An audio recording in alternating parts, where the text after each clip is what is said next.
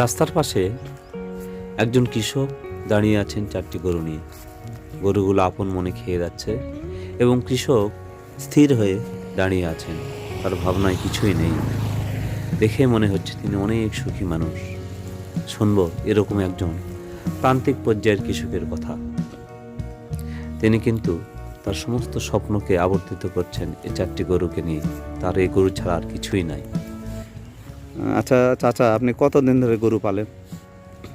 4-5 বছর। 4-5 বছর না? জি।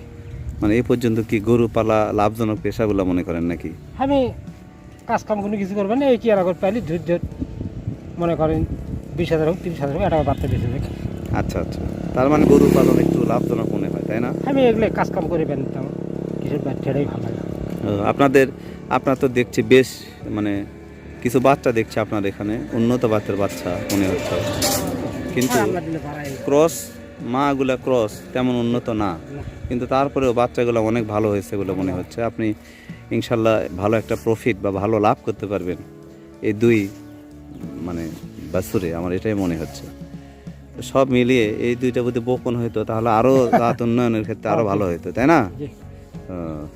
আপনি আর কোন পেশা আছে না, শুধু এটাই করেন? শুধু এখানে জমি জমা আবাদ করেন না? জমি জমা আবাদ করছেন 17 শতক।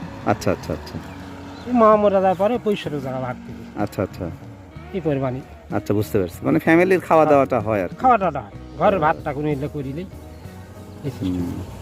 তো বন্ধুরা দেখছেন আপনারা, চাচার গরু চড়াচ্ছে। উনি কিন্তু একজন প্রান্তিক পর্যায়ের কৃষক। পশুপালনের মাধ্যমে হয়তোবা উনি ওনার সংসারটাকে একটু স্বাভাবিকভাবে চালানোর একটা প্রচেষ্টা চালাচ্ছেন। সব মিলিয়ে আর কি উনি একজন সুখী মানুষ। হ্যাঁ, আল্লাহ মতো সুখী আছে। আল্লাহর রহমতে উনি সুখী আছেন, ওনার মুখেই শুনলাম আর কি। তো আপনারাও এরকম পশুপালন করে ছোট্ট পরিসরে যাদের সমস্যা বাড়িতে বা অন্যান্য যারা প্রান্তিক পর্যায়ে আছেন, তারা 2-1টা গরু পালন করে বা এরকম কোনো পশু পালন করে কিন্তু আপনার সংসারের হালটা ধরতে পারেন আর কি। ধন্যবাদ।